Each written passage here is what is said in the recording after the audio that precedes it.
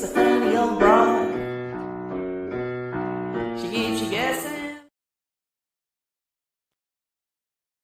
Hey everybody, my name is Angela, middle initial K, last name Durden, and this is The Constrained View. Okay, so today's topic is about branding, and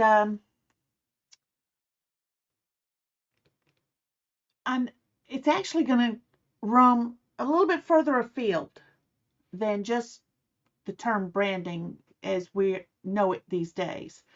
The question though is it a good thing or a bad thing, and how far do you carry it? And that can be a problem.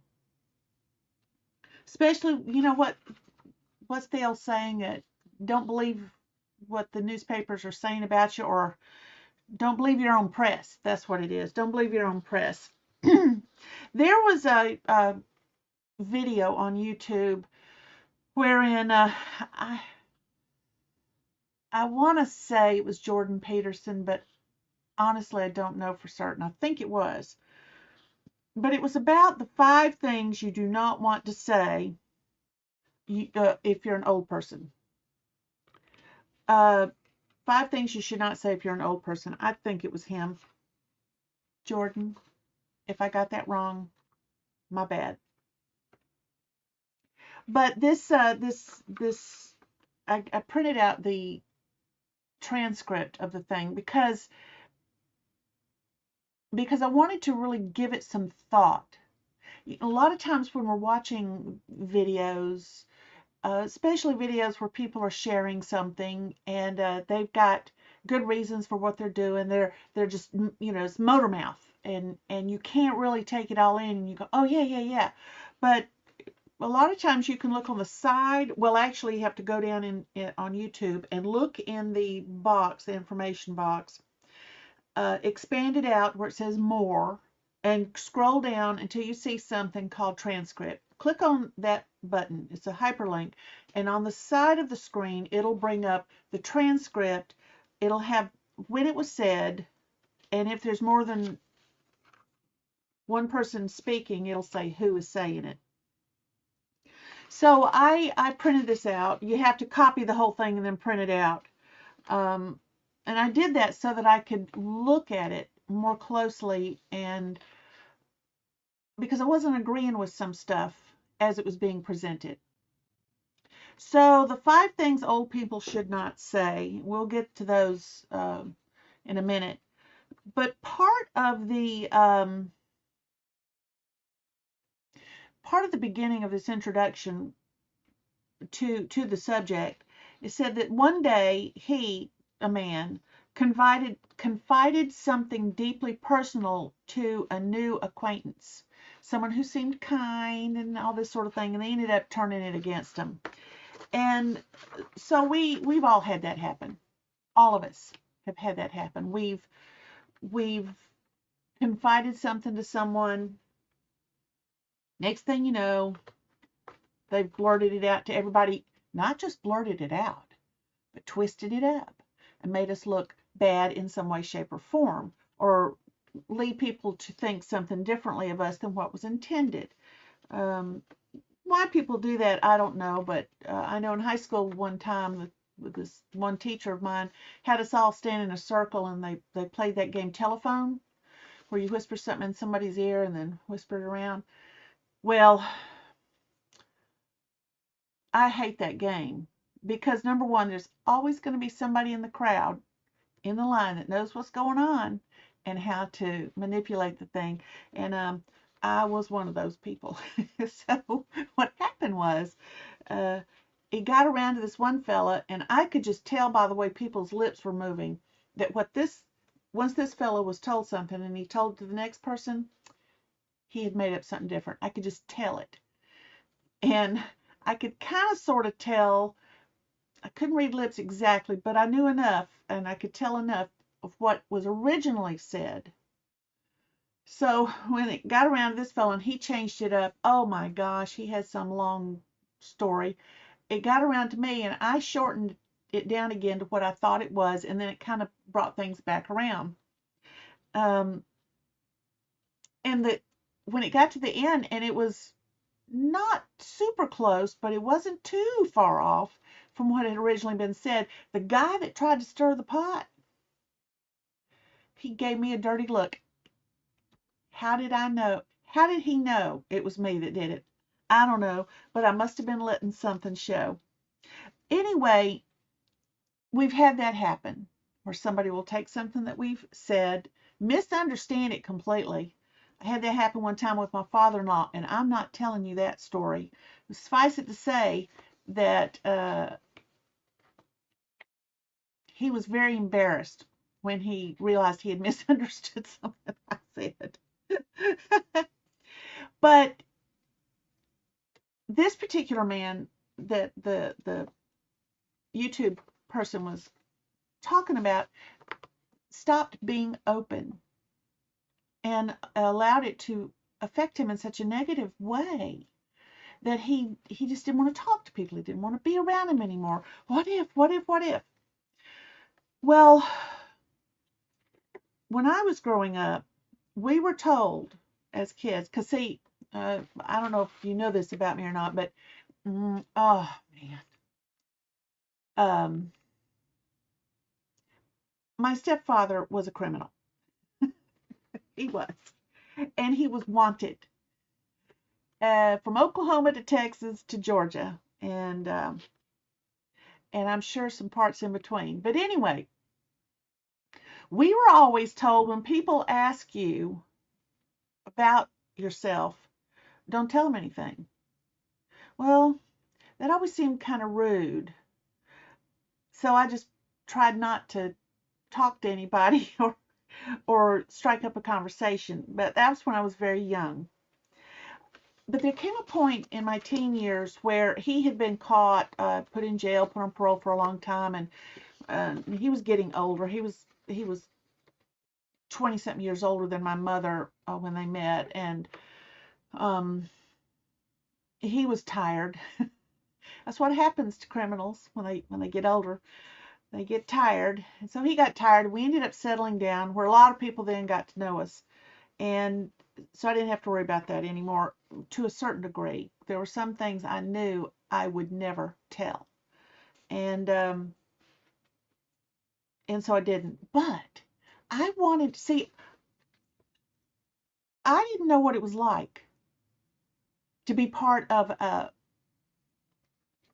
a group or a family wherein discussions took place that were just about stuff. Every discussion we had in our family was for the purpose of my stepfather doing something, manipulating, accusing, uh, starting arguments. He loved to do. He was a bad person. He was a very bad person. So I didn't understand. I would sit and watch people talking, and I couldn't believe what was coming out of their mouths. Such highly personal things. I now realize that's just called normal conversation. And I had to start practicing what that looks like and how it sounds and this sort of thing. So I started doing that, which meant that I made a lot of boo-boos. And by boo-boos, I mean sometimes I told things that really didn't need to be told. There's such a thing as keeping certain personal things personal. There's nothing wrong with that for the greater community. At the same time, some of these personal things may be causing a lot of emotional distress. And you need to talk to somebody. And who do you pick? And back when I was a kid, therapy was for people who lived in New York City and were making movies or were on Broadway or were in the literary world. Nobody was in therapy. What is therapy anyway? What is this talk therapy thing? I didn't have a clue. But I needed to learn how to fit in with the overall scope of humanity because I didn't understand it at all. There were parts of it I understood. I understood evil. I understood evil very well. And because I studied it. I had to in my family. Studied evil. Evil was up close and personal, and evil was causing me and my siblings and my mother a lot of trouble. So I studied it. Evil I understood. But how to have a regular conversation, how to make a joke, there was no joking in the family. Not like people do on a regular basis. I still sometimes don't get it, what's going on with the joke. And it takes me a minute of sort of staring and kind of going through my brain, parsing it all out. And then I go, oh, yeah. Anyway, so this YouTube thing that I printed out, he said people often assume that openness equals strength, and in some ways it does. Vulnerability is a gift when offered in the right context. Well, I heard him say that, and I said, what does that even mean? What is vulnerability?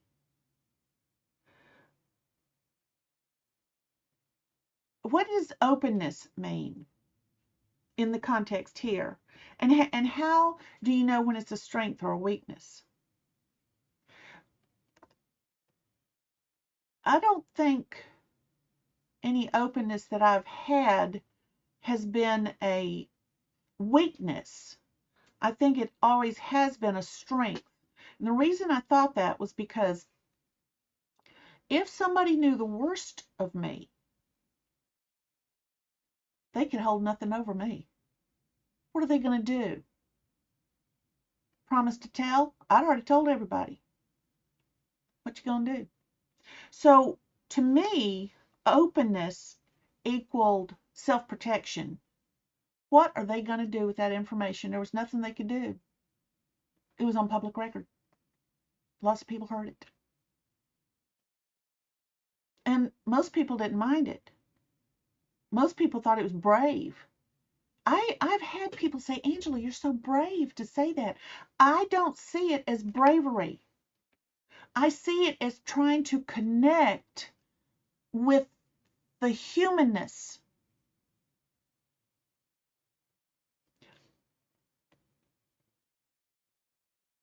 It's difficult to connect. Now, part of my problem could be the way I was raised, and I think it was.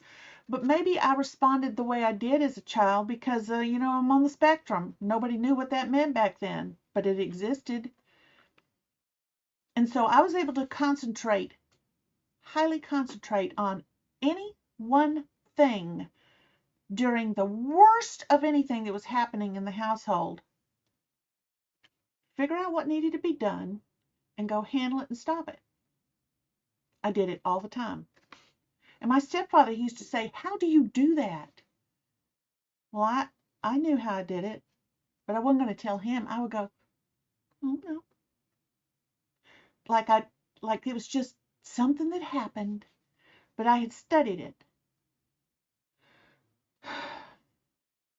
So to me, vulnerability is a strength all the time. I don't see it being a bad thing. But he goes on to say, but in old age, it's no longer about proving how open you can be. Well, I don't think it's, when do you prove? Who said being vulnerable and telling things about yourself and connecting with humanity is any way, shape, or form about proving something? I can tell you, growing up, I wasn't proving how open I could be. I just was, because it was beneficial for me to do so. It had nothing to do with proving. To this day, I still tell stuff about myself. Me and a friend will be together, or we'll be in a group or something like that. I do have friends. I do get into groups, and I tell things. And they just stare at me like, how? I did not know that about you, Angela. Yeah. Now they don't know what to do because you see, they already had me pegged as something else. And now they've learned that this layer, people don't deal with layers of personality very good at all. They just don't. Then he goes on to say, it's not about proving how open you can be. It's about discerning who has earned the right to see the inner architecture of your being. Now, I will tell you that if somebody kidnapped me, I don't think they deserve to see the inner architecture of my being. I'm going to study the situation and I'm going to see what's going on. And I have been in hostage situations before and said no to the bad guy. And I was definitive. That's a whole nother story. But you see, I had done the same thing growing up. My stepfather held us hostage to his evilness for years. And I knew the best way to deal with him was to just say no definitively. And so when this guy comes along and he's wanting to tie me up with duct tape in a back room, I said no. He said, well, I've got the gun. I said, no kidding. I know that. But I'm not going. And he didn't tie me up. So the thing is one of the things, though, I feel is important about being vulnerable is that you're open. And that's and that's where the branding thing comes in. We are all selling. Everybody's selling. They're selling something. And those of us who put ourselves out like this in such a podcast like this, what are we selling? We're selling something. We're selling information you may not have. We're selling an opinion you may not have thought about before. We're selling entertainment. Let me entertain you. Whatever. We're all selling. No matter what job we're in, we're all selling something. And so in a way, that can be our brand. If we drive a Amazon truck and all our deliveries are, we're just making our deliveries awesome, and everybody is happy that we don't lay the package smack dab against the front screen door, so that we have to push it hard. They're glad we put it a certain place, so that it was easy to get. This is our brand. This is our brand as to our employer. We're making you, Amazon, look good because we're delivering things well. That's our brand. And so then you start doing a podcast like this, or you're being interviewed for something, or you're getting to know your fellow employees better at a new job. What do you present to them? And how do they peg you? That's your brand. And there's nothing wrong with doing that. There's a time and a place to do that. But when you're talking about really connecting with humans, and even as employees and employers, you got to connect on a human level. You have to. Because sometimes people are people, and they got issues, but they can do their job well. They're just having a hard time right this minute. You don't want to coddle them or anything like that, but you want to be able to walk in their shoes for a minute or two and let them know that you can walk in their shoes. So one of the first things that this person on YouTube said is that you have to be a gatekeeper of your truth. Well, I disagree as a general rule. Why do I disagree? He says the first of your truths is your deepest regrets. Because regrets, you see, are not simple admissions of failure. They are emotional landmines. When you share them carelessly, you allow others to redefine your story and to label you to reduce your complexity to a single moment of weakness. I disagree. It's the sharing of those deepest regrets and the why it was a regret that may help somebody else through a tough time that they're dealing with. Maybe they're going through the same sort of thing and they don't have anybody to talk about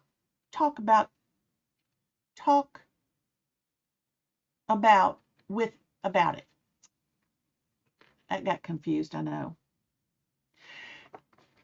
When we open up with a regret, then we're able to say, we all have regrets.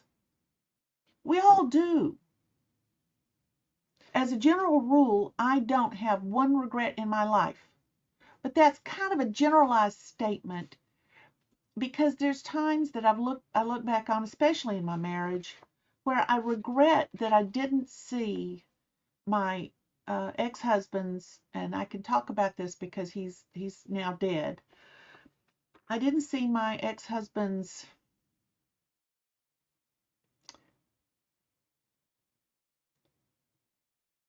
problems. I saw a couple of problems. They were not good problems, but I never asked why. Why did he have these problems? And why did they end up making our marriage end? I never thought to ask why. That to me is a regret. And let's say that I'm telling that story to somebody and I don't even know why I'm telling it to them. But there I am, I'm telling it to them. And unbeknownst to me, they are having a similar issue in their life. And I don't have to tell them what the problems were that my husband had. It was that he had big ones. It's not the problem itself that has to be known. It's that he did have them. And maybe if I had been more in touch with my own humanity, because I was still a young married wife, even as I was older and married, I was still working through how to connect with people. I still don't know how to do that sometimes. I really don't. Well, my regret is that I couldn't connect with him properly. And I tried. But I was trying based upon my own, maybe my own needs, maybe my own ability to do something. And I just didn't do it properly. So if I'm holding this back, even as an old person, if I'm holding back a regret, and the reason for that regret, have I really helped the younger generation or someone even my age who's going through the same sort of thing? No. And aren't we all here to help each other? Aren't we here for that? So what if somebody tries, especially as we're older, so what if somebody tries to twist something? We've had worse happen. A heck of a lot worse happen. So why worry about it? Why not share that human experience? Well, and if somebody is reducing me, how did he put it? You allow others to redefine your story. Well, I'm not allowing them to redefine it. Their redefinition of my story has nothing to do with me because I know what's what. So what? They've come to a different conclusion. It's not my problem at all. And to label you to reduce your complexity to a single moment of weakness, no. They cannot reduce my complexity in any way, shape, or form unless I let them. Now, why would I let them do that? Especially here I am, older, and I've been through a heck of a lot worse than somebody misunderstanding me. Heck of a lot worse. So I'm going to have to look and see if this was Jordan Peterson. I'm almost positive that it was, but I'll figure it out. I'll put the link to the video in the information block. I hate it when I get this. Last sip of water. Oh my gosh. Now this one I'm going to have to agree with him on. Second, never share the full depth of your financial situation. Well, that's just because there's a lot of people out there looking to take advantage of you. That to me is practical advice. So I'm not even going to deal with that one because that was good advice. Thank you, sir. Third, your pain. Yes, I know that's controversial, and I'm not saying suffer in excuse me, suffer in silence, but hear me out. Not everyone who listens cares, and not everyone who cares deserves to know. Some people collect stories of pain not to empathize, but to control, to manipulate. Yes, we know all that. He already said that in the very first one. They're going to do something with it. It's not going to be for your good benefit. We know that. But you see, I can't read your mind. How do I not know? Or how do I know that what I'm sharing with you, that I'm there in that moment sharing it with you because God put me there because he knew you needed it. See, I can't read minds. I just know that when I'm in a situation and it feels there's an impetus to share a particular thing, there's got to be a reason for that. And I have stopped second guessing myself because my second guesses were not near as on spot accurate as my first ones were. So I think it's absolutely okay if you are moved to share something with someone. Now, I'm not talking about being somebody who just loves to share the pain of their journey and that's what gives them, social relevance or whatever. I'm not talking about that sort of thing. That is manipulative on its face. No, I'm talking about when you share your journey with someone else because you feel there is a need on their part to hear a fellow traveler. There can be nothing wrong with that. And in the long run, it will turn out well. So I'm really surprised that he is so down on sharing, especially, of course, I am speaking from my own experience. There may be some people who are very fragile. I've never been fragile. I'm not fragile now. I've had to learn to be fragile. And that fragility is what my vulnerability is about and why I share. Because I've always been the strong one. Always. When something needs doing, Angela will get it done. Angela can do it. But you know what? I'm human. I can't do all things. And how would somebody feel if they knew that I, who they think can handle everything, the world can blow up and hurl off into space and Angela can lasso it and bring it back? How would they feel if Angela couldn't do that? Would it hurt my ego, them not knowing, or them knowing? Is my ego involved in all of this? That's a big question. I think on some levels it may be. But it's not ego for the sake of building myself up. It's more practical ego. If I'm there It needs doing. I'll do it. Let's get her done. Now, we'll tell you what I've had to do is sometimes just allow others to deal with it, even though I could have handled it perfectly fine, and I could have showed them what to do, and it'll all be done, but they would not have learned anything. So I walk away and I let them deal with it. And sure enough, they learned just like I learned. You learn by doing. So that's good. Now let's see.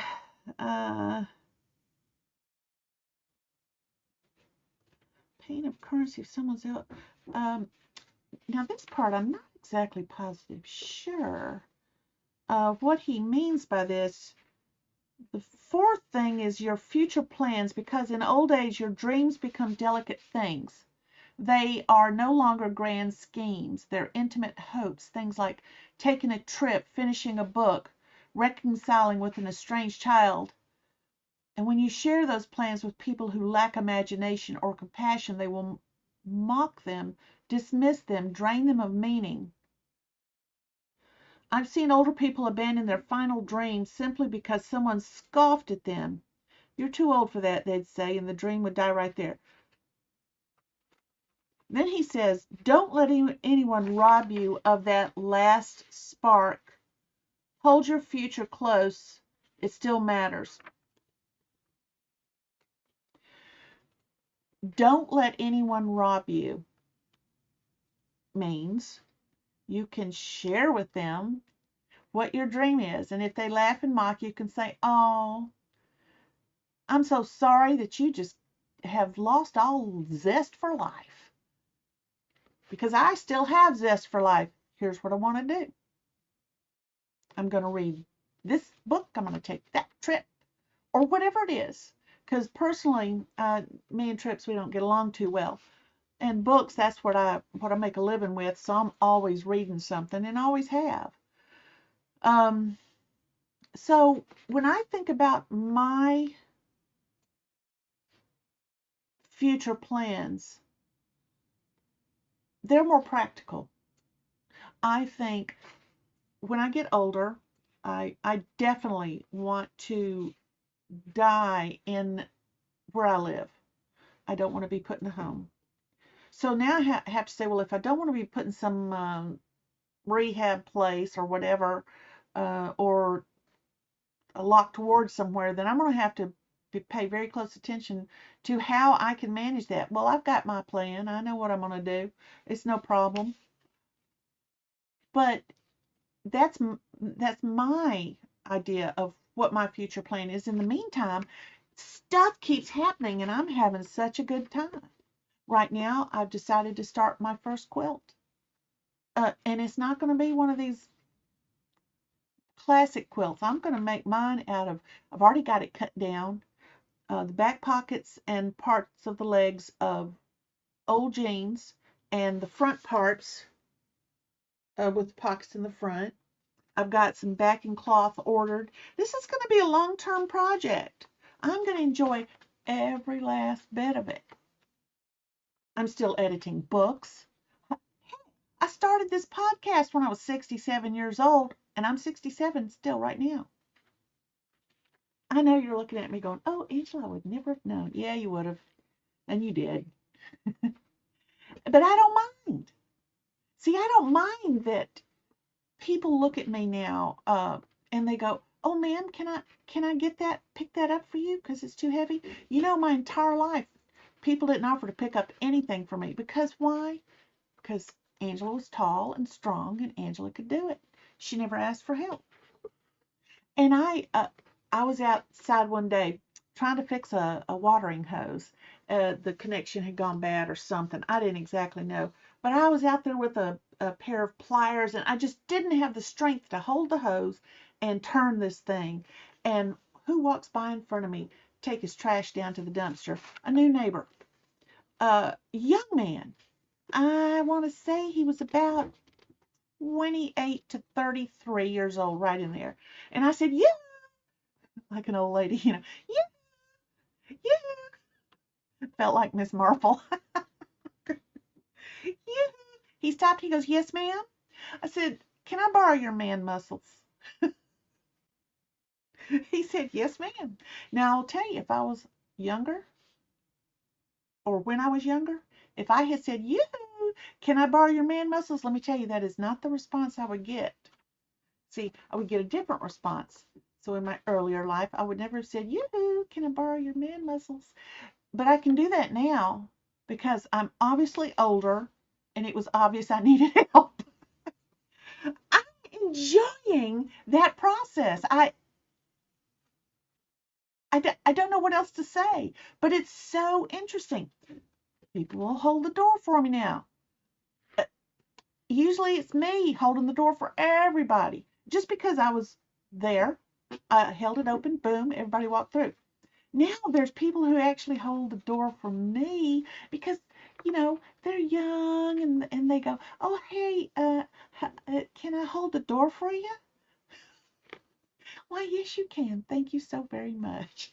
I think it's awesome to be able to have these kind of discussions and tell people how you want to do things, and that if you are this age or older and you have allowed anybody to try to steal the joy from your life, then you've got bigger problems than the fact that you shared. And maybe you're a target. Could be a target. Let's see now. What is the next thing? Again, I don't understand this. Finally, never share your resentments. Bitterness is a fire, and when you speak it aloud, it grows. I've watched old men poison their remaining years by giving voice to every grudge, every slight. It consumes them. Now, I can understand that. Giving voice to everything. I had an aunt. She's passed away now. And she tried to smile all the time. And she tried to be, she tried to seem like she was happy. But she never had been happy. She was always resentful. She was always bitter. And then she would start complaining about it to me. I don't know if she talked to any of the other nieces about it, but or nephews, but she always shared that bitterness and the resentments that she had. And I would just listen to her because this was her thing. This is what she did. It's all she knew how to do. And to change that would involve a fundamental shift in her personality that just wasn't going to happen. But she shared them with me. Now, like I said, I don't know who else she shared them with. I have no clue. And I was with her until the last. And the last 2 weeks of her life, I was there for 8 days, and then I had to put her into a hospice situation because I could no longer pick her up.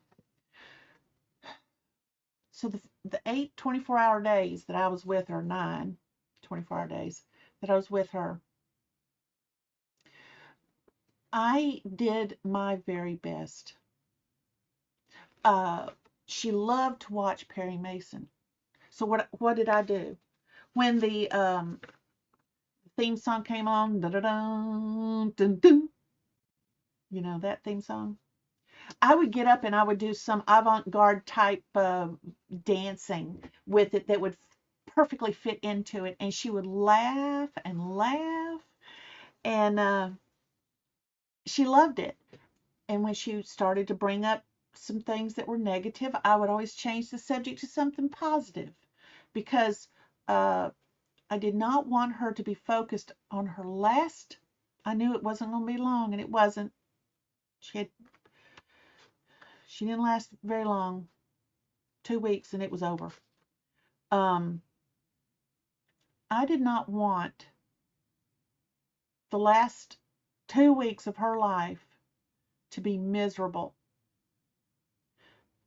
and bitter and resentful. it just hurt my soul to see that. So I told jokes. I made funny dances with the different shows that she liked to watch, the music to it. Um, if she, I said, "What do you want to eat tonight?" She says, "Well, before I die, I want a pizza." I thought, has she never had one before? I never saw her eat one. And I said, "Well, what kind of pizza you want?" Now let's see, what kind did she want? Uh, Domino's. That's what she wanted. She wanted a Domino's pizza, pepperoni, heavy cheese, heavy sauce. I said, "You shall have it." And I went and got it. She enjoyed that pizza so much, and she was happy about it. It was a thing she was looking forward to. It was awesome. And I was glad she was able to have it. I enjoyed it too. I say that was a good pizza. Um, but she couldn't eat very much of it because she was dying and her body just was not working properly. But the few bites that she ate, she was happy during that time. There was nothing to resent at that point. There's nothing to be bitter about because, we focused on the deliciousness of the sauce and how good the cheese was. And, ooh, was that pepperoni. It wasn't too spicy, wasn't too salty. And there's nothing wrong with trying to help people not focus on their resentments and their bitterness. Yes, there's nothing wrong with that at all. but it is true that resentment is a demon that lives within you, and bitterness is its fruit. And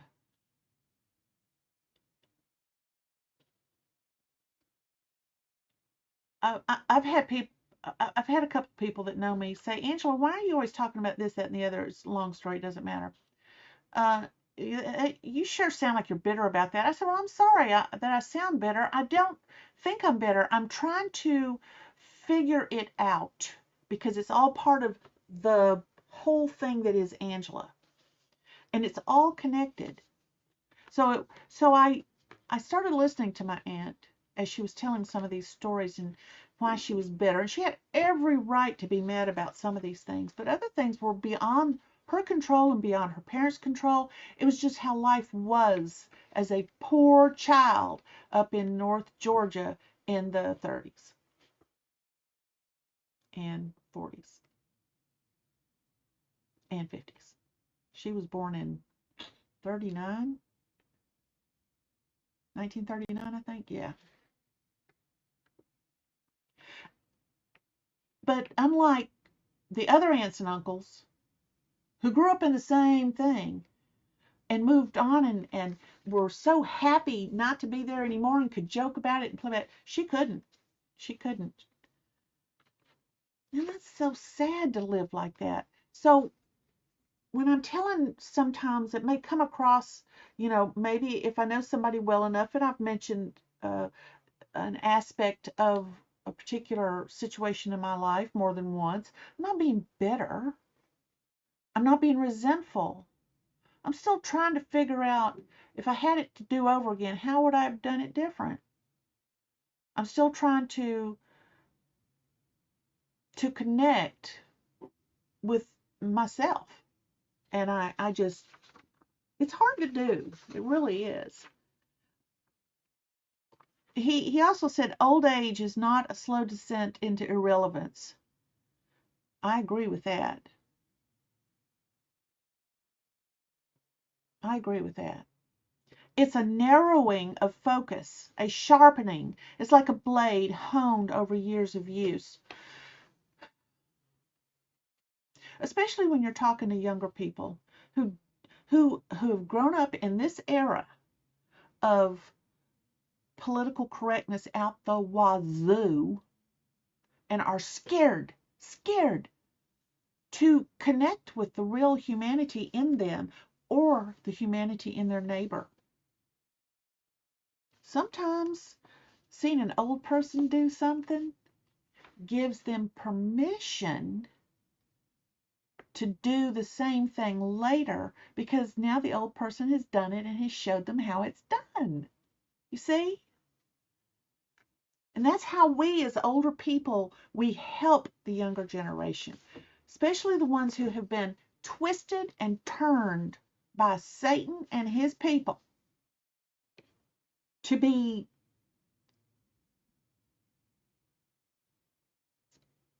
stay disconnected. So I'm saying this is about branding. This podcast that I do, people go, what is it about? I go, it's whatever I want it to be about. I talk to people, I interview people, I do these kinds of things where I speak about something that I've seen and I go into a little detail of it. It's whatever I want it to be about. It's the constrained view, and the constrained view always focuses on truth. Always. And the truth of the matter is that Satan wants us all to think we're enemies. And he wants us all to think we're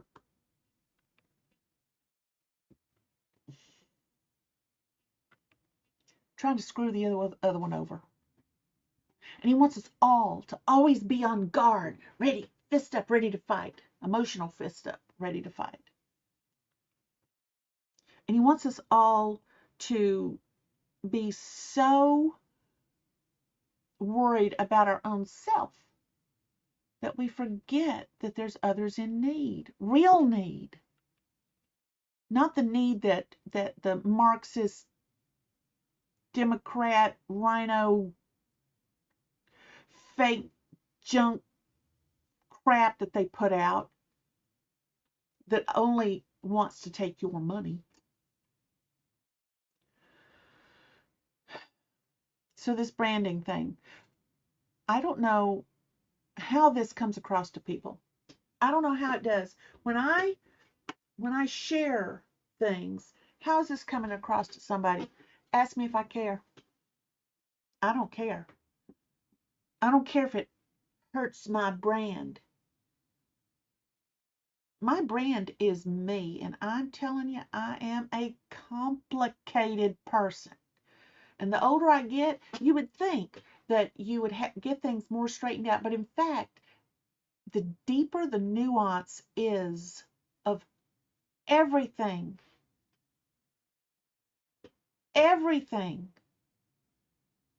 because you have, and it's more complicated because you've got more experience, you've thought other things through, you've discarded the things that were wasting your time, and now you're focused on these other things.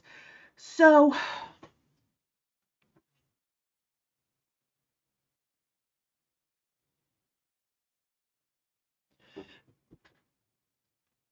the complexity of life. Can you imagine living forever and being in perfect conditions? Now, perfect conditions doesn't mean you never make a mistake, because people can make mistakes as they learn. You know, that's how you learn. You know, if I go to cut a piece of wood and I want to build a dresser, trust me, even if I'm perfect, I'm not going to get it perfect the first time I'm building it, or the second time. It's going to take some practice.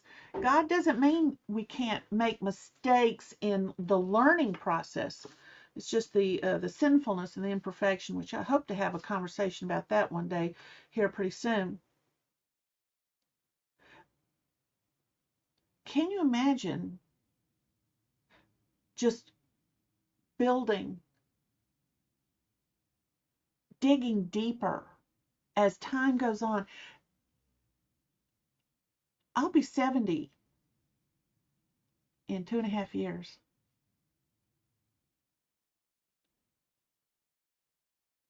I'm shocked. And I'm thinking,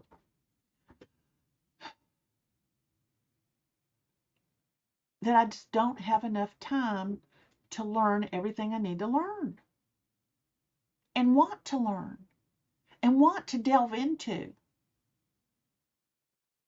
And we can't do that if we're not sharing our personal journeys with others. We just can't do it if we're not sharing our personal journeys with each other. And because we can't read minds, we don't know who's going to use that against us, and it doesn't matter. Let them use it against us. My